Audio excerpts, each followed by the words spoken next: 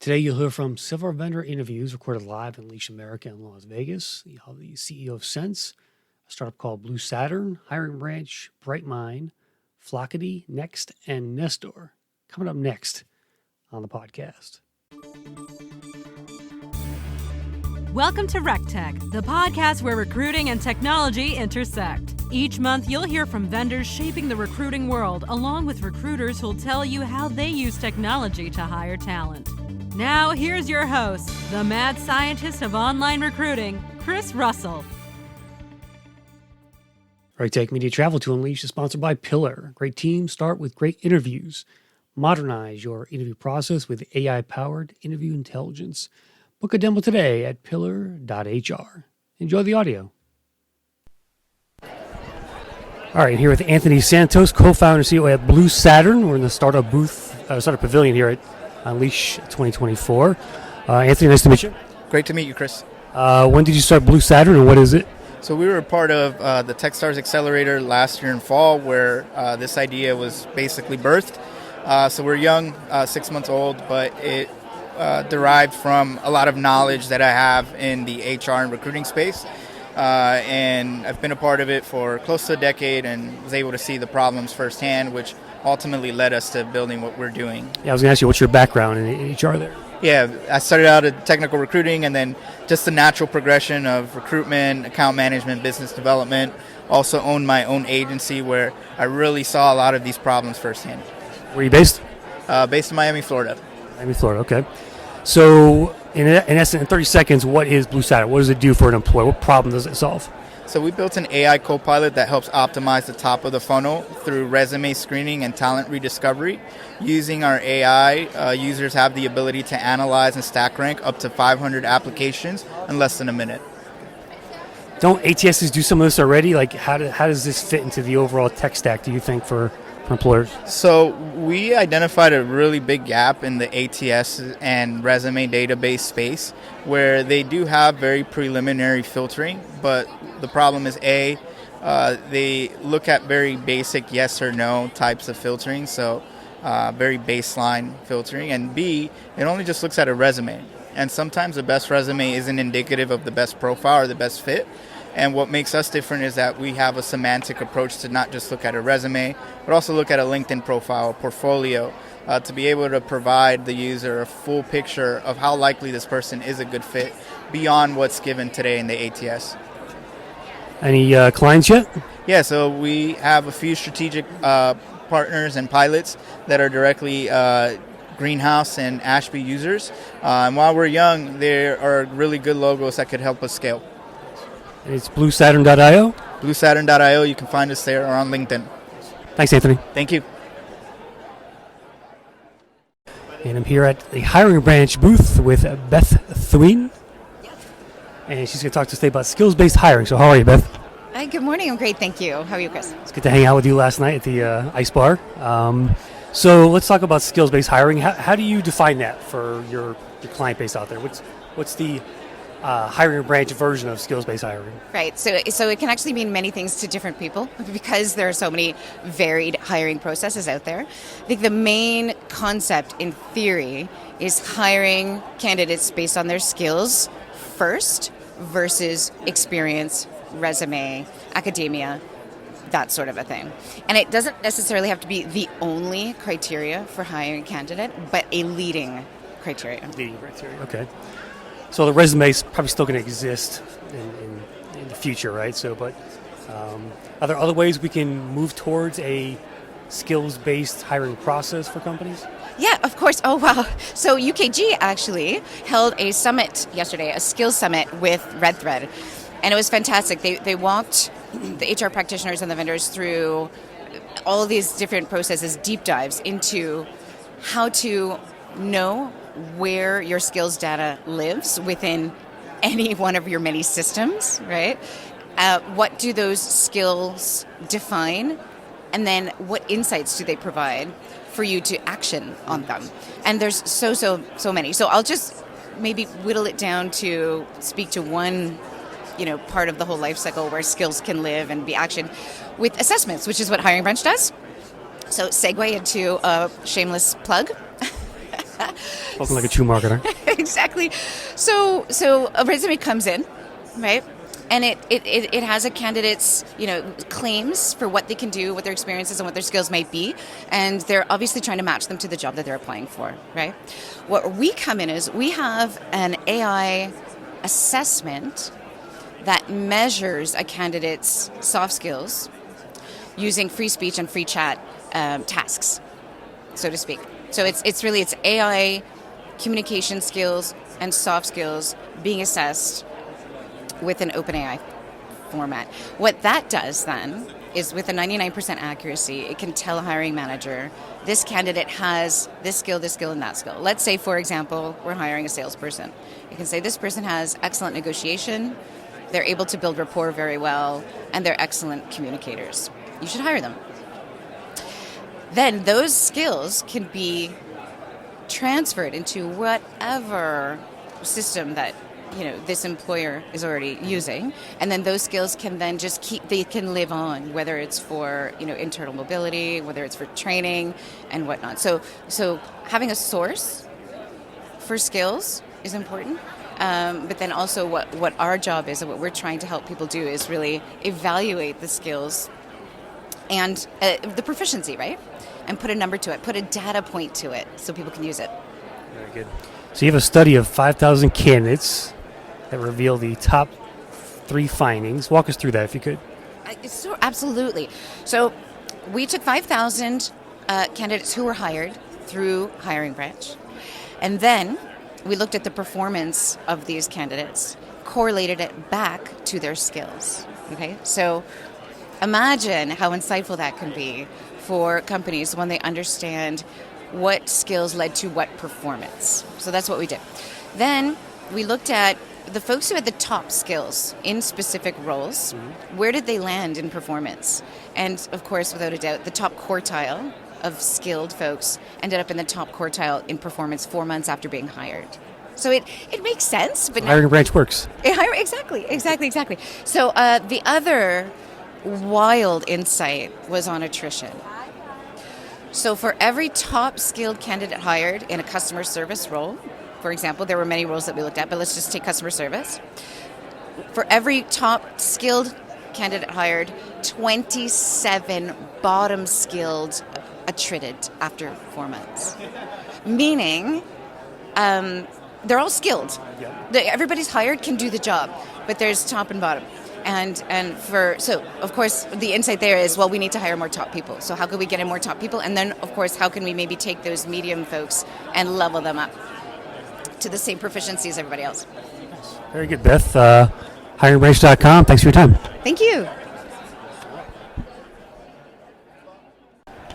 All right, I'm at the Sense booth and here with Neil Darney, the CEO, and went to dinner last night with the Sense team and some of their customers as well. Very interesting conversations happening at that table. We had a customer there from Domino's talking about high volume. Yep, Anita, and she was really interesting. And I got a chance to kind of just sit down and have a good conversation with an HR tech vendor in the space and kind of a deep dive almost with the team there. So, Anil, thanks very much for the invite. And how's business so far in 2024?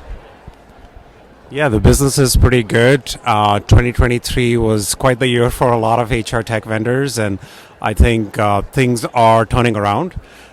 We see a lot of companies coming to us for digital transformation, the continued push towards it. As the job seeker market continues to change, in some industries we are seeing the same age-old problems of pretty high volume, and then companies trying to figure out what to do with that volume. And in other verticals, where it is quiet, they're thinking of can we start upgrading our digital stack, and our recruiting stack specifically. So I think we see those two opportunities as big ones. There's a lot of push around building talent pipelines now, if things are quiet on the quieter side. So how do you do it? How do you do it for large volume of hires that might be coming down the pipeline? So a lot of TA recruiters are focused around that. There's still a massive drive for efficiencies, and we see that specifically in automation of interview scheduling. There's a big, large burden on recruiters, coordinators, and even hiring managers, and they typically don't give good satisfaction ratings to their own internal HR teams when coordination becomes a big headache. So companies are really trying to automate. So it's, I think, recruiter efficiency, hiring manager experience, automation is the name of the game for this year. Putting in a software like yours is sometimes a monumental challenge for some of these companies. How do you go about helping them to implement a solution like Sense and kind of get them going on the right foot to start? Yeah, that's actually a really good question. We have seen a lot of companies have come to us because they are not in the market to buy a big monolithic system today. They don't have the budget, they don't have the resources, the teams are leaner, so they are preferring a crawl, walk, and run approach. And they love vendors when you can actually show them that roadmap on how maybe we come in with a particular module or a pain point that they're facing today. So without naming names, like we have one of the largest hospital systems in the US that is working with us, and they came very specifically for interview scheduling automation. But they have a 3-year vision with us where they're going to start there, then it's going to go to the CRM, then it's going to go to a content management system, and so on and so forth. But they are not the only ones. We have automotive makers that are talking to us today with the same approach. We have retailers, you mentioned a few of them, that are today working with us, and they're taking this crawl, walk, and run approach. And I think that is very important. It's also important for the buyer to build a partnership collaboration with the partner before putting all the eggs in the basket. And we know how things have gone in the past. So I think the economy, the budgets, the leaner teams have forced companies to rethink their strategy. That's a good synopsis there. AI, where do you think it's going here with HR tech? I mean, like in 5 years, what does the HR tech stack look like with AI? Can you give me some predictions there? Yeah, first of all, I think we should all be aware that the buyer is absolutely inundated with these buzzwords. And there are some that are just sitting and waiting for this to evolve and then make some bigger decisions maybe in 2025, 2026. There are others that actually have an AI mandate, and they're out there looking for an AI solution to mark a checkbox, So it's the whole spectrum. We again suggest a crawl, walk, and run strategy with our buyers. Take your biggest pain points, see if AI is truly needed there, and then let's go in and work on that. And then what kind of data do you truly have that can make AI a true differentiator in order to bring efficiencies to your workflows? Not everyone can just bring an AI solution and hope that it works like magic. In terms of longer term vision and what AI is going to do, we strongly, because we are from the world of recruitment automation, that's how we were born, we believe that over 50% of the jobs, end-to-end recruiting will be done through AI. Whether over 50%. A lot of blue-collar, light industrial jobs will definitely go that way because they're high-volume jobs. They need speed of engagement, speed to market to those candidates, and speed of hiring is super important. So we see a world where maybe your recruiting teams are maybe 30% of their current state today because AI is able to do the rest. And that's where I think we are all headed. How many employees at Sense today? 300 employees, okay. What's it like to work there? And if you're hiring, feel free to talk about some of your open roles. Yeah, absolutely. Yeah, the company continues to scale. The employees continue to scale. So we have 300 people globally. It's in the U.S. Our positions are all remote, though we are headquartered in San Francisco Bay Area. And then we also have a large team in Bangalore, India. Yeah, so please shoot us an email or just email me directly, anil@sensehq.com. And last question, how does a prospective employee impress Sense if they're looking for a job? Oh, yeah. You apply through our own, we have our own recruiting system. So you can go to careers.sensehq.com and you can apply through our own technology. We eat our own dog food. Thanks, Anil. Looking for your next HR technology role? Go to your browser, type in hrtechjob.com, and browse hundreds of jobs with the best HR technology vendors. HR tech professionals finally have a dedicated job marketplace to find work or be found. Sign up for job alerts or post a resume. Discover jobs with companies like Workday, Phenom, HiBob, Deal, and more. You'll even find HR tech roles with employers in case you want to work with managing HCM or HRIS platforms. HR Tech Job, the only job market for HR technology careers. Join us at hrtechjob.com. All right, next up on my list at Unleash is Brightmine. I'm here with Mark Brandow, Chief Marketing Officer for the company, formerly known as Expert HR. And Mark, good morning. Good morning, thank you. So you guys changed your name from Expert HR to Brightmine. What was the reasoning behind that? Give me some details. Well, we've been in the market in the U.S., UK, Netherlands, globally in the market for 22 years as Expert HR. And in that course of time, and just as a little bit of a sidebar, Expert HR started 22 years ago, but we were a compliance tool that took compliance documents and legal information and made it digital. 22 years ago, right? And said put it online, make it accessible for HR people, coming out of the UK, started and founded in the UK. But since that time, the product suite and the offerings have grown, and we've become more focused on data and analytics, and we've expanded not only in what we've built with things like benchmarking, compensation benchmarking, and total rewards, but through acquisitions of products like pay equity analytics. But what we learned from our customers, which we have over 10,000 of, is that they didn't know we have these other offerings. They didn't know the scope and scale of our product offering. It was tied, Expert HR, the name was tied to the compliance digital offering, which is still really good and very well respected today. But we wanted a name and a brand that better reflected our forward direction around data and analytics, starting in compensation. So working with our customer advisory board in the process you go through, we arrived at Brightmine, and it really feels, we feel it better reflects where we're going from a direction perspective with the business. Yeah, I like it too. Overall, it's pretty good. How long did that process take, just renaming something like this? I'll tell you an experience. I've been places before where they try to do something in a quarter.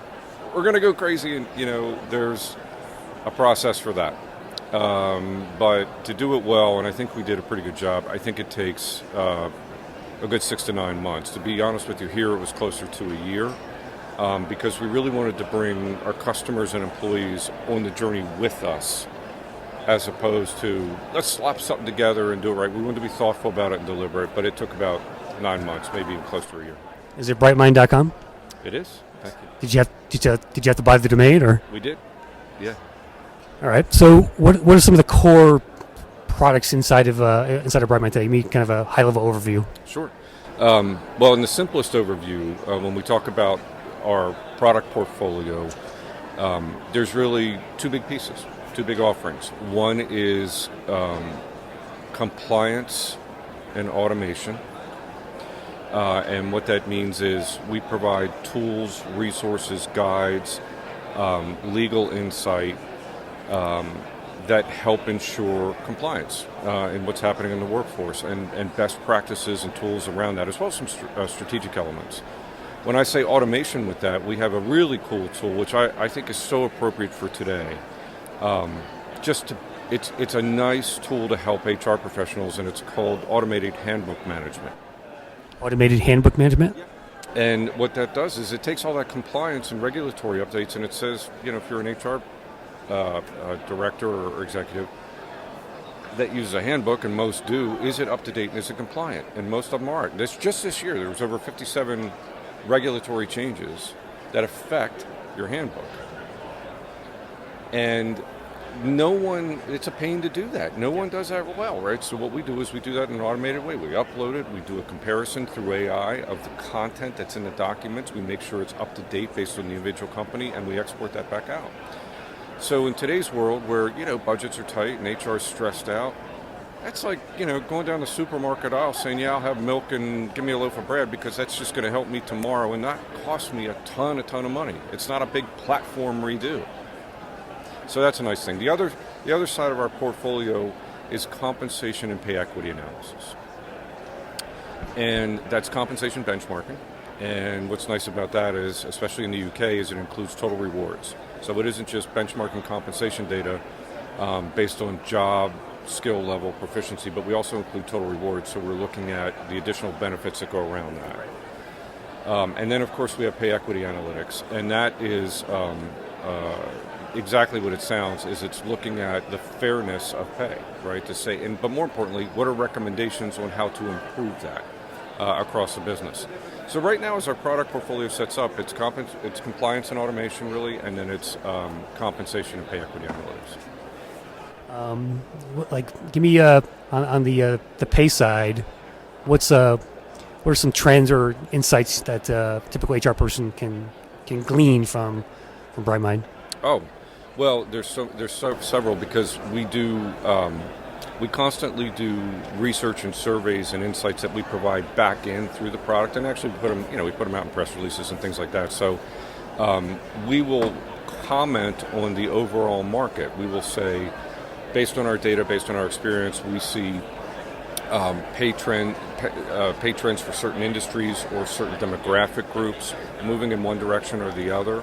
We'll report that out, but in the product itself, we'll do exactly that. We'll say, look, is pay for a certain group relative to a different group based on skills, experience, and multidimensional analysis, not just one dimension?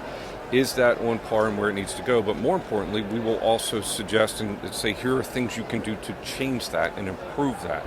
So we don't stop with just, oh, yeah, your pay equity probably isn't right for these groups of people based on their skills and experience.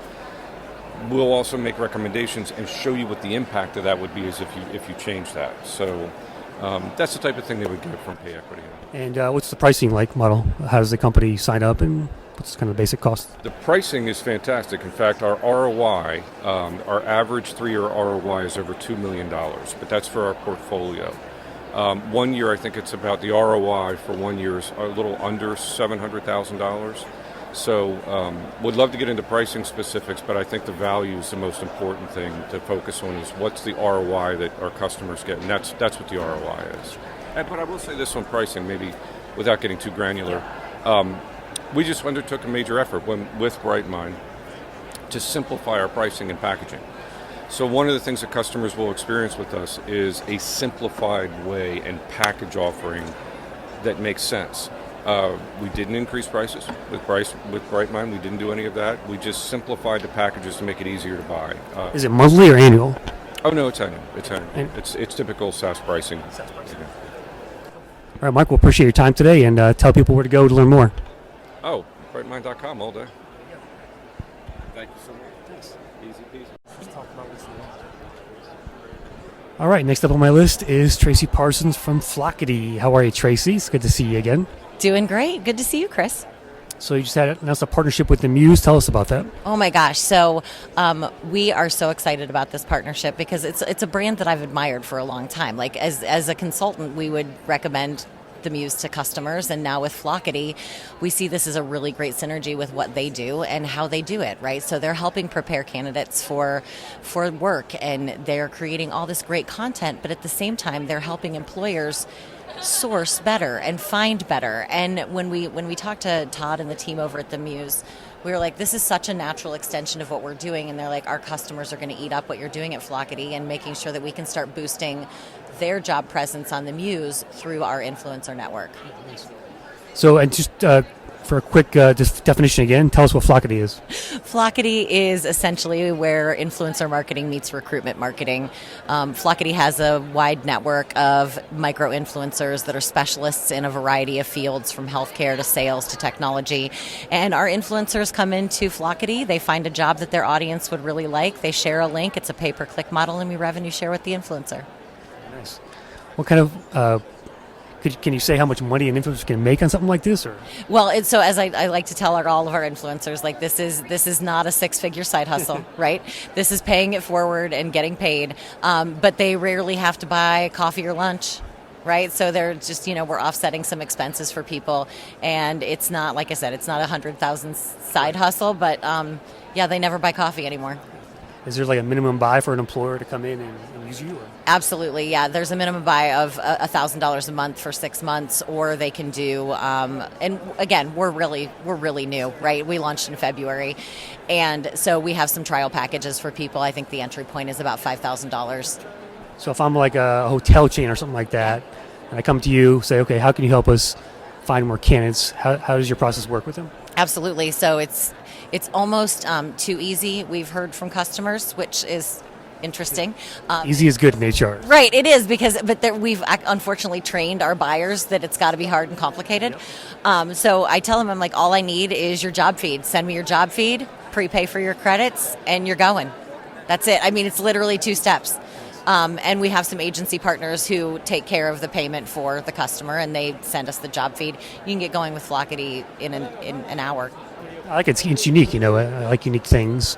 Where are you going with this thing? Do you see a bigger future for it? I really do. Our North Star as a brand, as a company, is we believe everybody on the planet should be a distributor of jobs.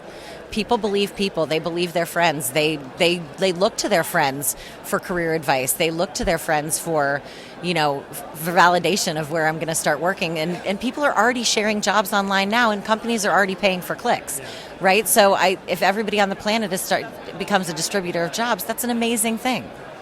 Well, when you get an HR tech client, I'll be your HR tech influencer, okay? Perfect.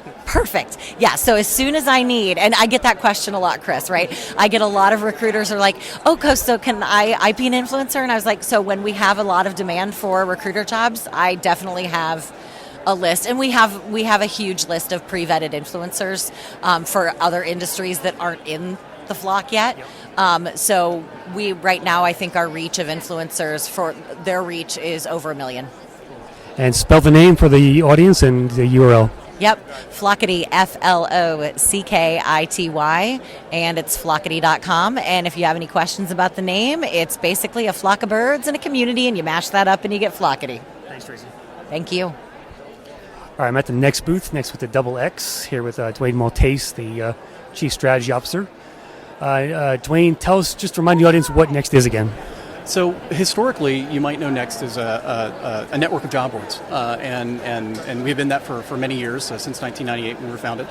But most recently, we've been focusing on helping employers use our platform to help build their top-of-funnel recruiting. So sourcing, if you think about job boards are quite good at promoting jobs, and job boards are quite good at building networks of candidates. And so what we've done is retooled that a bit in an employer portal that they can go in and set up their jobs for job promotion programmatically and through our performance-based offerings, both job posting performance-based, so being able to take that job and send it to all of our appropriate network destinations and any other sources that we provide, which are hundreds and hundreds of other sources that you can get to with that particular job posting or job postings. But beyond that, also looking at what you're trying to hire for, what an organization is trying to attract and build into their talent pools, and reach out through rich media, through video, through influencer networks as well. So it's not just related to the job posting itself. We've done that for years, and that's very much embedded into the platform to be able to help companies promote their jobs. So you built your own influencer networks already?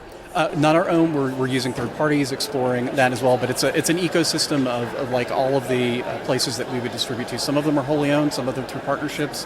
That's all completely transparent for the employer, but it's also one channel to get you to all of those places, and we can help an employer make the transition from what they may have traditionally been doing in programmatic advertising for just job postings to something that's going to be more engaging in social media, video, the influencer networks, letting influencers do what they do quite well, just promote and talk about what's what they feel is good about the position or what's good about the employer in general, where it's going to drive real connection, real engagement, real value downstream, more than you would get just by repurposing a job posting. Well, the evolution into a sourcing tool as well, I think, is a good natural fit for you guys. being that you have a pretty big database of 100 million candidates, I think? 100 million candidates, primarily focused in the U.S. and Canada, and these are we call them our members candidates. So they have signed up for Nexxt. They have opted into receiving email communications and promotions about employers and about jobs, text message communications about employers and about jobs within our system, so about 100 million there. And recently we've begun aggregating open web and public profiles in as well. We're at about 90 million there. That's in growing, so in total almost 200 million candidates, both white collar, blue collar, all ends of the spectrum there inside the database. I like how it's just North America, too. It's basically, it's all people want anyways. Just U.S. and Canada, right? Well, we certainly have interest, outside of that. But I mean, this serves our client base, generally larger multinationals historically that have been either headquartered or home based in the U.S. or Canada. Yep. From that standpoint, you're not trying to be a global sourcing tool.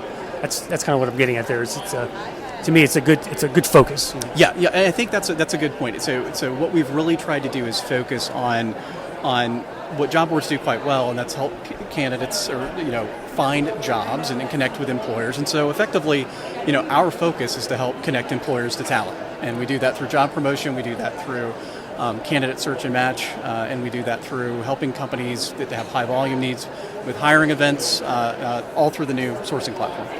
Is your core customer more small, mid-sized companies?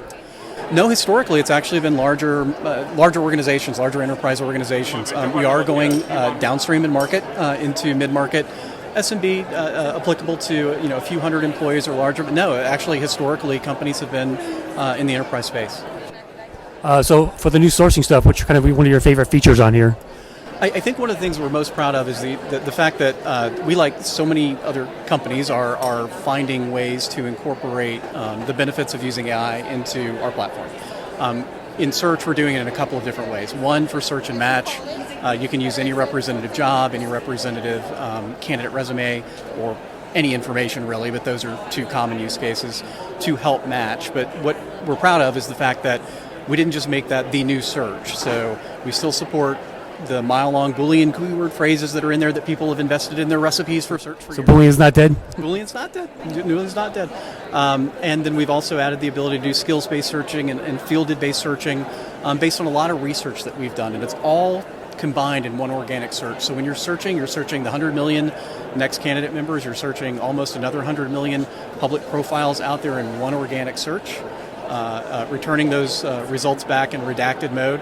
And so you can go in, fully do searches, not spend a dime, budgeted or unbudgeted, to determine if candidates might be a fit for your organization.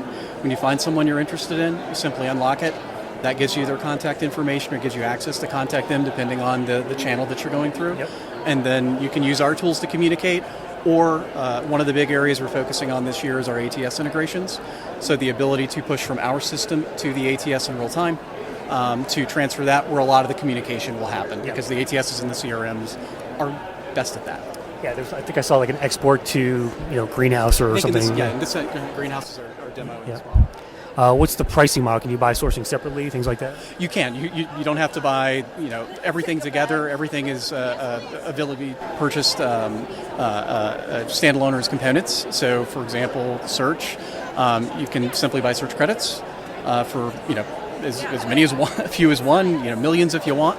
As you're coming in, and so you choose to use those. But the important thing there is, regardless of what you've purchased, you can search. You're going to see a redacted record. You're going to know the work history. You're going to know information about that person, whether you might want to connect with them or not, before you decide to burn one of those search credits, budgeted or not. Well, that's what's next at Nexxt. Dwayne, thanks very much. Thank you. All right, next on my list is Nestor. Skills management, I think. We got Bogdan Apostol, CEO here. And Bogdan, it's good to see you again. Good to see you, Chris, and thank you for having me. Nice. So explain to the audience what Nestor does. It's Nestor. So Nestor is a skills-based talent management platform that helps HR identify, activate, and deploy employee skills to drive peak performance, innovation, and growth into their organizations. Okay. So how does it work typically? When someone signs on with Nestor, what happens? So the first step would be to build a skills library. We have an external market library of 20 plus K skills mapped to 15 industries and more than 2,000 job roles that helps them build quite fast skills ontology, a skills taxonomy that best fits their needs in their organizations. And this, we recently launched this. Actually, we made it public just now at Unleash. So what this does is take the time to implement this from 3, 4, 6 months to actually a couple of weeks. And our AI helps in identifying the best skills for the job roles into your organization, specific to your organization. So it helps you build this ontology and make it your own. Okay. When you implement Nestor at a company, like what's the biggest hurdle they have to overcome to make a successful implementation? So this was their biggest hurdle, kind of building a consistent and up-to-date skills taxonomy and the skills list. And I think one of the hurdles is also getting adoption. So yes. That's why from our part we also integrate skills into performance, into engagement, into development planning, so that it becomes the language, the common denominator for all of the HR process and talent management. Yeah. Where do you see skills-based hiring going in the future? Do you have any thoughts on that? Yes, I think this has been quite a trend, and our data is used also in hiring, so identifying the best candidates out there, and not only the best candidates, but the best candidates for the jobs that you need to fill and the skills that you need to fill, not necessarily by job name, but by actually what you can do as a skill group, as a skill set. Yeah. What kind of clients do you have today? Sorry? What kind of clients do you have today? What types? So the majority of our clients are medium and large enterprises that benefit from our platform, that also bring learning opportunities in front of their employees based on the skills gaps that our platform identifies and helps them grow in their careers or take alternative career moves. What's the user experience like for the employee? Can you describe that a bit? Yes, so we had developed from the beginning the platform with the end user in mind, which is the employee. So we were trying to make it through like user experience and the benefit, the return of investment for an employee, to make it perfect and better for them. So that they don't need to spend very much time in our platform to fill in information, but get the rewards they need. So they get opportunities to participate in projects, learning opportunities to develop their career, and they have clarity and overview of what's expected of them and what are the areas that they can develop in. Are you seeing more interest from employers just around skills-based tools like this, or? I think it's one of the things that the market has evolved to, and I think there is interest in this, especially because now jobs are not like traditional jobs, and people need to be mobilized internally for different projects, for different initiatives, internal initiatives, and this can be always cross-organizational or even cross-country, because many of our customers are global organizations that have multiple subsidiaries in different countries, so they need to do projects and initiatives across the whole company. Yep. Cool. Well, I'll tell the audience where to go to learn more and sign up. So I encourage them to visit our website.